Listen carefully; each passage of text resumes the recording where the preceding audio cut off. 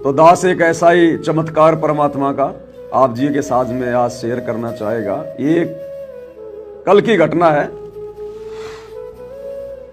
दास घर से बाहर गया हुआ था। जब दास शाम को घर पे गया तो घर पे बहन जी यानी मेरी जो वाइफ थी पहले भगतमती, अब वो रिश्ते में मेरी बहन है क्योंकि हमारा भाई बहन का रिश्ता है। तो बहन जी ने कहा कि भगत जी परमात्मा ने चमत्कार कर दिया है। कहा मैंने मन में सोचा, कहा कुछ नहीं। मैंने कहा तो परमात्मा है भैया, ये तो आता ही चमत्कार करने के लिए है। अब भगवान भी चमत्कार नहीं करेगा तो फिर कौन करेगा। तो ये तो कोई बड़ी बात नहीं, परमात्मा के लिए तो कुछ भी कर सकता भगवान, क्योंकि हमें पता चल गया कि गुरु जी परमात्मा है, भगवान है। फिर आश्चर्य किस बात का, कुछ भी कर सकता है। सतगुरु जो चावे सो कर ही भरम पड़ो मत कोई, सेव दड़ पर शीश चढ़ाया पाछे करी रसोई। देखो ये भी हमारी एक कमजोरी हो जाएगी। अगर कोई हमें कहे कि हो भगत जी आज तो गुरु जी ने चमत्कार कर दिया, अरे अरे क्या चमत्कार कर दिया। अगर आपने इस प्रकार आश्चर्य में होके पूछा तो भी कहीं न कहीं आपके ज्ञान की कमजोरी दिखाई देगी। अरे तो गुरु जी है, भगवान है भाई, गुरु को भगवान मान लिया तो भगवान तो फिर अनहोनी करता है, फिर उसमें आश्चर्य की क्या बात है। सतगुरु तो कुछ भी कर सकता है, तो उसमें आश्चर्य की बात नहीं, उसमें खुशी होनी चाहिए कि भाई जय हो बंदी छोड़ की, परमात्मा जो चाहे सो कर दे। बताओ भाई क्या किया परमात्मा ने। इस प्रकार से आश्चर्य में नहीं, अरे बताओ बताओ क्या कर दिया गुरु जी ने, अच्छा ये कर दिया, इसका मतलब वो गुरु को भगवान नहीं मान रहा अभी। तो दास कुछ नहीं बोला, बस नॉर्मल तरीके से रहा, कुछ नहीं बोला। पर भगतमती ने कहा कि क्योंकि सभी भगत भाई बहन अपने अपने घरों पे परमात्मा के लिए सुबह ही जो है जलराम एक गिलास उसको ढक देते हैं और साथ में कोई जग वगैरह वो रख देते हैं परमात्मा के वहां बेड के पास में। सुबह सुबह रोजाना परमात्मा का जो जलराम होता है उनके पीने के लिए वो जो है वो चेंज किया जाता है। तो डेली का रूटीन होता है, सभी भगत भाई बहन जो है गिलास भर के रखते हैं। तो कांच का गिलास रखा हुआ है परमात्मा के दरबार में, वो भर के भगतमती ने पूरा का पूरा रख दिया। अब बाद में उसने देखा होगा, दोपहर का कोई परमात्मा को भोग लगाने गए होंगे फल फ्रूट का। तो शाम को जब दास गया तो उन्होंने कहा बहन जी ने कि भाई ऐसे ऐसे परमात्मा ने देखो कितनी बड़ी दया कर दी। मैंने कहा क्या हुआ। बोला देखो ये जलराम का गिलास, और हम तो रोज ही भरते हैं, इसको पूरा ही भरते हैं, और दासी खुद ही भरती है कि भाई बच्चों ने रख दिया होगा, ऐसी भी कोई बात नहीं है। मैंने खुद ही सुबह पूरा भर के रखा था, रोज भरती हूं, मेरी आदत है। और दोपहर को देखा तो आधा गिलास हो रहा, आधा गिलास। दास ने भी जाके देखा, बिल्कुल आधा गिलास हो रहा है ऐसा कैसा। उसके बाद में दास ने कहा भाई ये तो प्रसाद बन गया, परमात्मा ने दया कर दी। प्रसाद तो खैर रोज ही बनता है, लेकिन जब ऐसे चमत्कार देखते हैं तो और ज्यादा खुशी होती है। तो दास ने कहा भाई लाओ भाई प्रसाद दो परमात्मा का, परमात्मा दया कर रहे हैं। रोजाना 4-4 घंटे लाइव आ रहे हैं, 2 घंटे दिन में, 2 घंटे शाम को। तो भगत को थोड़ी सी ऊर्जा चाहिए, भगत को थोड़ी एनर्जी चाहिए। तो परमात्मा ने हो सकता है इसलिए भाई इसको अपना मुंह लगा के और हमारे लिए प्रसाद बना के छोड़ दिया। तो सभी घर वालों ने फिर उसको प्रसाद रूप में पिया। बात आई गई हुई, रात हो गई, सो गए सा गए, सब कुछ हो गया। फिर हाँ रात नहीं हुई, शाम की बात थी। उसके 2 घंटे बाद में, उसके जस्ट 2 घंटे बाद में मैंने सेविंग करवा के आनी थी, क्योंकि वीडियो बनाना था रात को जीने की राह के ऊपर। तो कल फिर शाम को मैं 7-7:30 बजे के आसपास घर से निकल गया सेविंग करवाने के लिए। तो सेविंग करवा के जब वापस आया तो जूली बहन की एक 7 मिनट की ऑडियो आई हुई थी। काफी दिन हो गए थे, आजकल ऑडियो कुछ आ नहीं रही थी, क्योंकि मालिक की मौज है, परमात्मा जब चाहेगा तभी कोई संदेशा देगा। तो मैं तो नॉर्मल तरीके से सुनता हूं, कोई विशेष कोई मतलब इंटरेस्ट लेके नहीं सुनता इन चीजों को। तो मैंने अपनी गाड़ी चलाते चलाते अपनी गाड़ी में लगा लिया, सुनते रहे। तो बहन ने सुनाई, तो उसमें जूली बहन ने कहा कि परमात्मा मैं गुरुदेव को भोग लगा रही थी। तो गुरुदेव ने मुझे दिखाया खुली आंखों से कि गुरुजी इन सतलोक आश्रमों में चक्कर काट रहे हैं। जैसे आम भगत चक्कर काटता ना, ऐसे गुरुजी सतलोक आश्रमों में चक्कर काट रहे हैं। और कोई भी वहां गुरुजी को बैठने के लिए नहीं कह रहा, कोई भी नहीं कह रहा। सब गुरुजी को ऐसे देख रहे हैं, बिल्कुल नॉर्मल तरीके से देख रहे हैं और आगे बढ़ रहे हैं, लड्डू जलेबी बर्फी खाने में मस्त हो रहे हैं। और गुरुजी थोड़ा जैसे मतलब जैसे थोड़ा वीक हो जाते हैं, थोड़ा सा कमजोर हो जाते हैं, जैसे कोई बीमार आदमी होता है, इस प्रकार से है। तो गुरुजी को कोई बैठने के लिए नहीं बोल रहा कोई। अब गुरुजी कह रहे बच्चों मुझे पानी तो पिला दो, बच्चों मुझे जलराम तो पिला दो, बच्चों मुझे पानी तो पिला दो। अब सब लोग देख रहे हैं लेकिन गुरुजी को कोई जलराम नहीं पिला रहा, कोई भी गुरुजी को पानी नहीं पिला रहा। अब ऐसी बात नहीं है भाई और बहनों कि अगर आश्रमों में गुरुजी जाएंगे तो उनकी बुद्धि इतनी भी भ्रष्ट हो गई है कि गुरुजी पानी मांगेंगे तो गुरुजी को कोई पानी भी नहीं पिलाएगा। ऐसी बात नहीं है। वो भी मालिक की आत्मा है, परमात्मा के बच्चे हैं, वो भी भगवान के लिए आश्रम में जा रहे हैं। लेकिन फर्क इतना है कि उनको ज्ञान नहीं है। वो भी अपने गुरुजी के लिए अपने खून का कतरा कतरा बहाने को तैयार हैं। जो आम भगत हैं वो, गुरुजी के परिवार की नहीं कह रहा, कोऑर्डिनेटरों की नहीं कह रहा मैं। लेकिन यहां गुरुजी किस संदर्भ में कह रहे हैं कि मेरी तरफ कोई देख ही नहीं रहा, मुझे बैठने के लिए कोई चारपाई नहीं दे रहा, मुझे कोई चेयर नहीं दे रहा, और गुरुजी नीचे लेटे हुए आश्रम में, और गुरुजी पानी मांग रहे हैं, गुरुजी को कोई पानी नहीं दे रहा। तो गुरुजी के कहने का मतलब यह है कि बेटा ये मुझे परमात्मा मान के पानी नहीं पिला रहे, ये मुझे परमात्मा मान के आसन नहीं दे रहे। इन्होंने गुरुजी की फोटो तो ऊपर स्टेज पे लगा दी, इन आश्रमों में ये भोग लगा रहे हैं लड्डू जलेबी का, बर्फी का, लेकिन ये अपने गुरु को परमात्मा मान के भोग नहीं लगा रहे, परमात्मा मान के गुरु को पानी नहीं पिला रहे, परमात्मा मान के गुरु को आसन नहीं दे रहे। ये परमात्मा मान रहे हैं उस नकली कबीर को, दाढ़ी मूछ वाली नकली फोटो को। इन आश्रमों में जब ये भोग लगाते हैं पाठ प्रकाश का, तो ये उस नकली कबीर को कबीर मान के और ये पाठ प्रकाश ये शुरू करते हैं। ये जो आसन दिया जाता है ये उस नकली कबीर को भगवान मान के आसन पे बैठाया जाता है। इसलिए गुरुजी कह रहे थे कि बेटा मेरे को तो कोई भोग भी नहीं लगा रहा परमात्मा मान के, मुझे कोई पानी भी नहीं पिला रहा परमात्मा मान के, मुझे कोई बैठने के लिए आसन भी नहीं दे रहा परमात्मा मान के, इसलिए मैं नीचे, क्योंकि परमात्मा सूक्ष्म रूप में सारा खेल खेलते हैं। तो गुरुजी ने दिखाया कि गुरुजी उन आश्रमों में घूम रहे हैं, भाई परमात्मा के बच्चे हैं। परमात्मा तो जगत में भी घूमता है, जगत वाले भी उसी के बच्चे हैं, गधे कुत्ते सूअर भी उसी के बच्चे हैं, उनकी भी परमात्मा रक्षा करता है, उनकी सुरक्षा करता है, जैसे हाथी की परमात्मा ने मगरमच्छ से सुरक्षा की थी। तो आश्रमों में जाते हैं परमात्मा, सूक्ष्म रूप में घूमते हैं परमात्मा कि ये भोली आत्माएं फंस गई इन काल के दूतों के, मेरे परिवार वालों के, इन कोऑर्डिनेटरों के। तो मालिक तो घूमता ही रहता है। तो बहन को दिखाया कि परमात्मा घूम रहे हैं और परमात्मा आश्रम में नीचे लेटे हुए हैं, और कोई भी गुरुजी को बैठने के लिए चेयर नहीं दे रहा, क्योंकि गुरुजी को कोई परमात्मा नहीं मान रहा। अब परमात्मा नहीं मानेगा तो फिर वो बैठने के लिए ना उनको कोई आसन मिलेगा, ना खाने के लिए भोजन मिलेगा, ना उनको कोई जो है वो जलराम मिलेगा। तो गुरुजी कह रहे बच्चों कम से कम मुझे पानी तो पिला दो। अरे चलो तुम भगवान मान के भोग नहीं लगा रहे, दाढ़ी मूछ वाले को भगवान मान रहे हो, कम से कम अपने गुरु को भगवान मान के एक गिलास पानी का तो पिला दो। लेकिन कोई ध्यान नहीं दे रहा, सब गुरुजी की तरफ यूं देख देख के, जैसे कोई भिखारी पड़ा होता ना फुटपाथ पे, और लोग आने जाने वाले उसको यूं देख के फिर आगे निकल जाते हैं, लोग ऐसे निकल रहे हैं। उसके बाद में जूली बहन को परमात्मा ने दिखाया कि फिर गुरुजी वहां से अंतर ध्यान हुए, और जूली बहन ने कहा कि पवन भगत जी जहां पे आपने परमात्मा का जो दरबार लगा रखा है, जहां पे परमात्मा का बेड लगा हुआ है, वहां पे गुरुजी आ गए और आपके बेड के ऊपर आके गुरुजी लेट गए, और वहां आके गुरुजी ने फिर जलराम पिया। तो कल दास की फिर आंखों में आंसू आ गए कि भाई ये तो परम सत्य है, ये पानी वैसे कम नहीं हो सकता।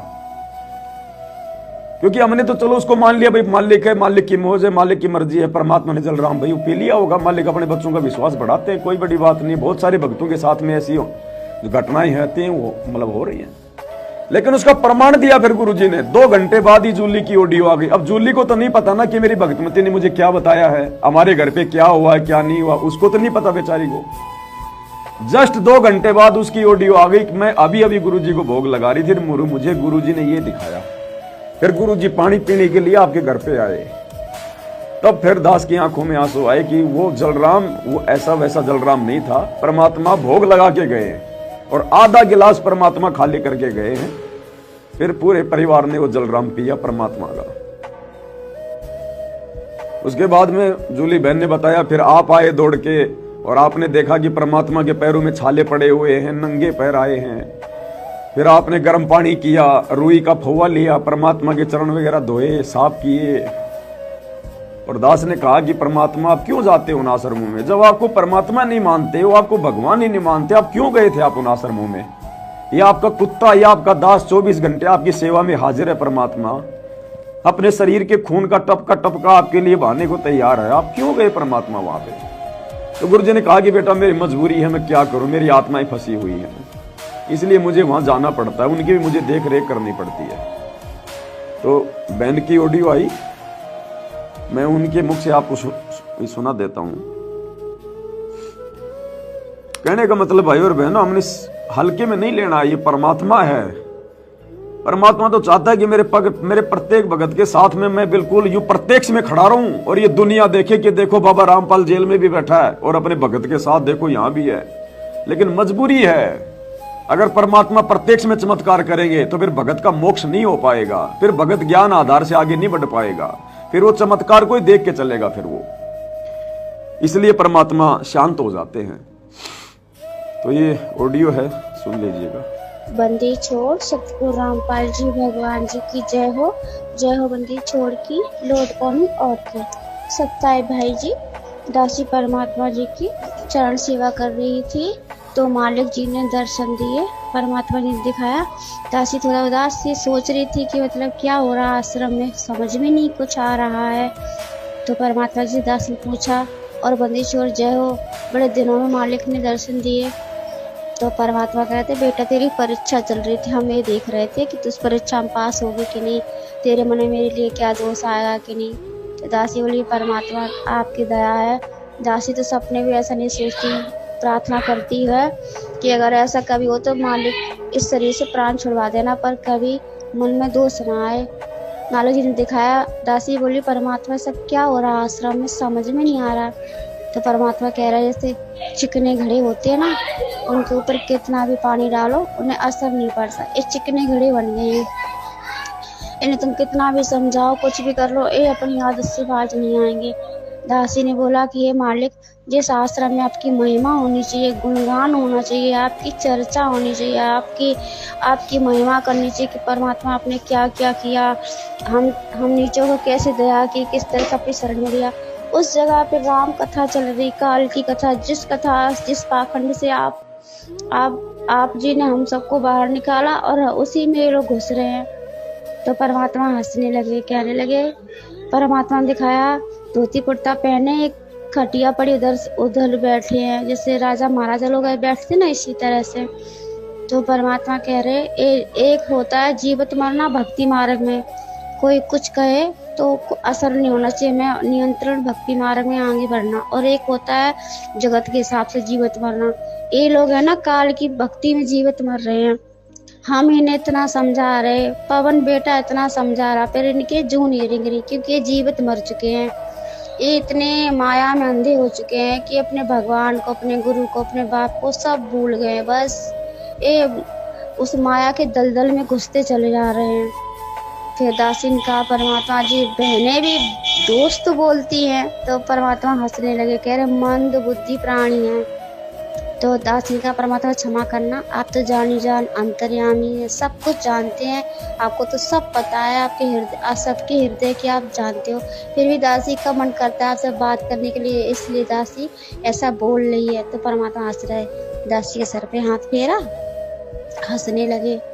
फिर परमात्मा जी ने दिखाया कि परमात्मा एक आश्रम में गए, आश्रम में कोने में, आश्रम में परमात्मा जी लेटे जमीन में, मतलब बहुत बीमार होती ना, ऐसी स्थिति में परमात्मा ने दिखाया कि बहुत परेशान, बहुत वृद्ध से हैंगे और मतलब जमीन में लेटे हैं, कोई चटाई फटाई कुछ नहीं बिछी, ऐसे लेटे हैं। और वहाँ से सभी लोग भाई बहन निकल के जा रहे हैं।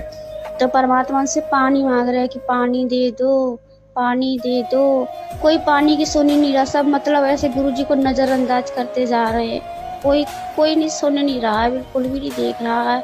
और परमात्मा इसी तरह से पानी मांग रहे, पानी दे दो, पानी दे दो। जैसे कि किसी की बीमारी की वजह से तबीयत खराब हो जाती है तो उसकी जीभ नहीं सूखने लगती, वो पानी मांगता है। इसी तरह से बंदी छोड़ सबसे पानी मांग रहा है। कुछ लोग तो उनकी तरफ देख लेते हैं, इग्नोर कर देते और आगे बढ़ जाते हैं। आगे अब्राहम सुल्तान की वो फिल्म चलाई जा रही है और राम कथा, उसी में सब मस्त है, गुरुजी की तरफ कोई ध्यान नहीं दे रहा। गुरुजी ऐसे करते करते बहुत बार पानी मांगा, किसी ने पानी नहीं दिया उनको, परमात्मा जी को। फिर वो अंतर्धान हुए और आप जी के घर पे आप जी के जो बेड परमात्मा जी के लिए लगा रखा, उस बेड पे विश्राम करने के लिए बैठ गए। परमात्मा के पैरों में छाले पड़ गए, ऐसे बड़े बड़े छाले पड़े हैं बहुत ज़्यादा। तो आप जैसे देखे आप दौड़ के भागे और आप है ना रोने लगे हो, परमात्मा के चरणों से लिपट के, हे बताता ये क्या हुआ है मालिक, ये क्या हुआ। परमात्मा जी मतलब ऐसी अवस्था में कि वो बैठ उठ नहीं सकते, ऐसा दिखा रहे वो तो मालिक हैं, वो उन्हें क्या हो सकता। फिर आप दौड़ करके परमात्मा के चरणों को दंडवत प्रणाम किया और दौड़ करके पानी गर्म करके लाए, गुनगुना गुनगुना पानी है, नमक डालकर उसमें रुई का खोआ डालकर लाए हो। उससे परमात्मा के चरणों को धो रहे हो, ऐसे ऐसे सेक रहे हो। परमात्मा जी खूब रो रहे हैं। फिर रोते रोते परमात्मा जी हंसने लगे। तो आप जी को एकदम झटका सा लगा है। तो मतलब जैसे कि परमात्मा कथा सुनाते थे अजामिल की जैसे अजामिल खत्म हो गया फिर जिंदा हो गया, पर जो कष्ट उसकी औरत सह सकी थी, खुशी तो उसको हुई कि उसका पति जिंदा हो गया, पर वो महसूस जो कर चुकी थी वो नहीं भूल पा रही थी। इसी तरह से आप जी मतलब परमात्मा जब हंसने लगे तो आप जी खुश तो हुए, पर अंदर से जो आत्मा झकझोर चुकी थी, जो मालिक की इस स्थिति को देख के आप उससे उभर नहीं पा रहे थे। और परमात्मा फिर हंस रहे थे। परमात्मा कह रहे थे बेटा ये सब हमारी लीला थी, हम देख रहे थे। तो आप जी कह रहे मालिक आप आश्रम में गए क्यों थे? आपका कुत्ता, आपका दास, आपका नौकर, आपका बेटा आपके चरणों में हर पल हाजिर है मालिक, आप दया करते आप वहाँ क्यों गए? परमात्मा कह रहे थे बेटा इसलिए गया था, इसलिए हम वहाँ पे चक्कर लगाते रहते, हो सकता कोई इस अंधेरे कुआं से बाहर निकल के आए तो हम उसको ले आए, पर बेटा वो उसी रंग में रंग गए।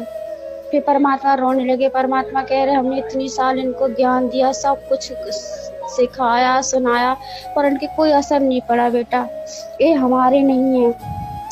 जैसे बाग का माली होता है तो उस बाग के फूल को कोई तोड़ नहीं सकता, अगर तोड़ेगा तो माली से पूछ के तोड़ेगा, माली कहेगा तो तोड़ लेगा, नहीं किसी की हिम्मत नहीं कि कोई बाग के फूल को तोड़ सके।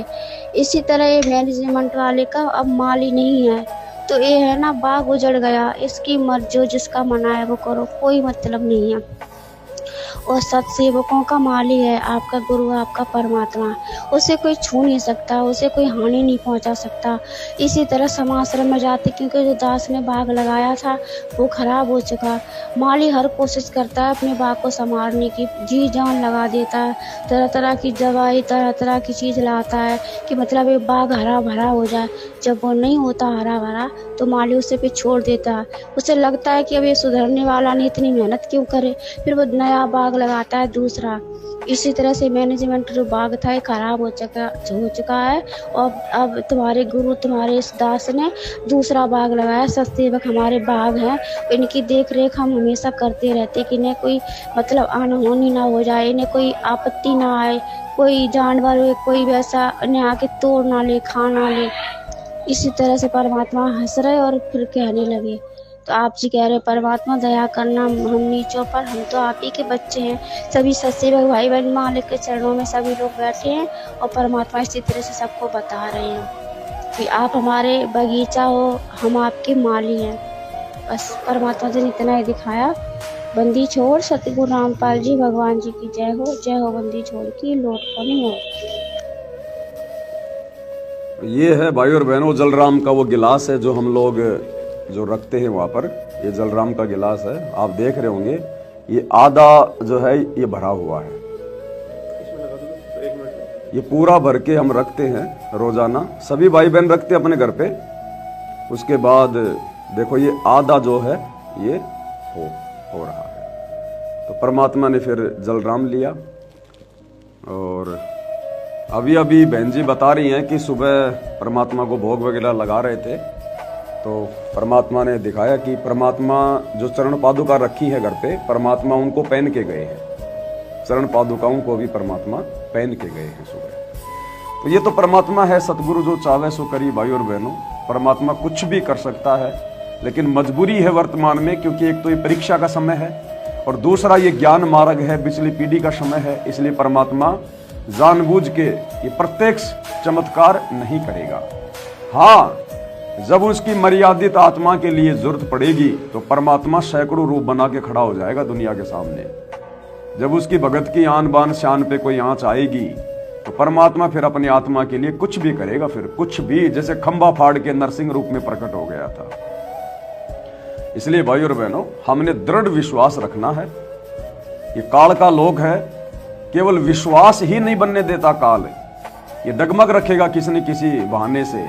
और सतगुरु चाहते हैं कि ये आत्मा मेरे ऊपर इस कदर विश्वास करे कि जो मैं चाहता हूं, ये विश्वास की भक्ति है।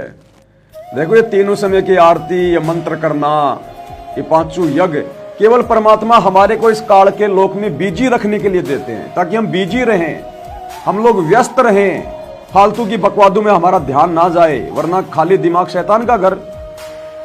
यदि हमने अपने गुरु पर विश्वास कर लिया कि ये भगवान है, ये परमात्मा है, ये परमेश्वर है, और विश्वास होने के बाद फिर आदमी बकवाद नहीं करेगा, वो भयभीत हो जाएगा। उसको काल लोक के कष्ट, गधे कुत्ते के सुअर के शरीर दिखाई देंगे, तपस्या दिखाई देगी, नरक दिखाई देगा, फिर वो बकवाद नहीं करेगा तो उसका मोक्ष हो जाएगा।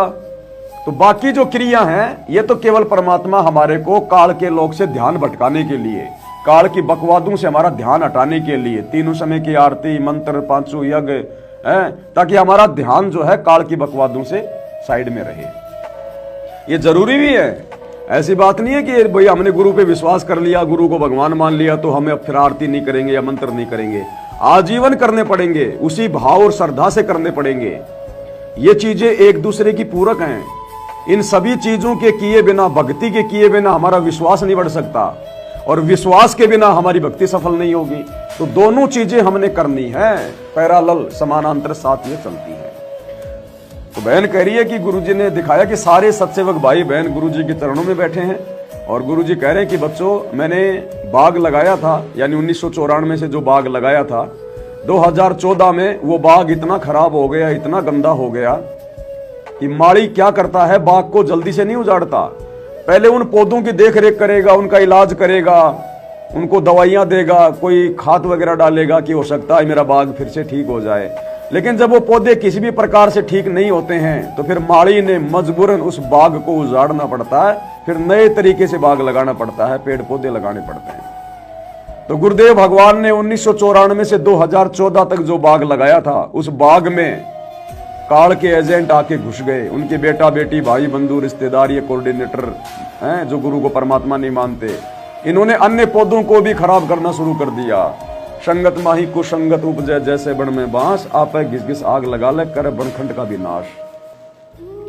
तो पूरी संगत का इन्होंने बरवाला कांड के बाद में सत्यानाश कर दिया परमात्मा के बाग का। और बहुत कोशिश की, परमात्मा ने बहुत कोशिश की, लेकिन ये लोग नहीं सुधरे, पेड़ पौधे ठीक नहीं हुए, तो परमात्मा ने फिर उस बाग को उजाड़ दिया, रिजेक्ट कर दिया। फिर ये बरवाला कांड वही घटना है, इस बाग को उजाड़ दिया परमात्मा ने। क्योंकि गुरुजी के रहते सहते आश्रमों में गुरुजी को कोई परमात्मा नहीं मानता था, सब एक आम व्यक्ति मान के व्यवहार करते थे। गुरुजी की जो पत्नी है सांसारिक अनारो माई, गुरुजी थक गए, 20 साल हो गई गुरुजी को, सतलोक आश्रम, बरवाड़ा आश्रम, करोथा आश्रम। गुरुजी की पत्नी सोने का मंगलसूत्र नहीं उतार पाई। गुरुजी कह कह के थक गए कि तू मेरी मां, इसको उतार दे, तेरे क्या काम का, तू मुझे अपना गुरु भी कह रही है और तू मंगलसूत्र भी लेके घूम रही है। उस औरत ने मंगलसूत्र नहीं उतारा। अब बरवाला कांड के बाद में जब गुरुजी जेल में चले गए, गुरुजी ने उनको रिजेक्ट कर दिया, तब वो मंगलसूत्र उतार के अब भक्ति कर रही है। तो गुरुजी ने देख लिया कि ये बात किसी भी प्रकार से नहीं सुधरेगा, तो गुरुजी ने उस आश्रम को उजाड़ दिया। नहीं, भगवान के रहते सहते और आश्रम की एक ईंट भी कोई उखाड़ दे क्या? काल क्या, किसी की औकात नहीं। जानबूझ के परमात्मा ने बाग उखाड़ा अपना और जाके हिसार जेल में बैठ गए नया बाग लगाने के लिए। और हिसार जेल में बैठ के परमात्मा ने सात संगति रूपी अपना नया बाग लगाया, नया बाग। तभी तो आप देख रहे हो यहां पर इतनी मर्यादा, इतना भय, गुरु जी के प्रति इतनी श्रद्धा, इतना समर्पण भाव, भक्तों का आचार विचार व्यवहार, गुरु की महिमा। जो चाहते थे गुरु जी वो साध संगति में हो रहा है। इसलिए परमात्मा ने ये नया बाग लगाया।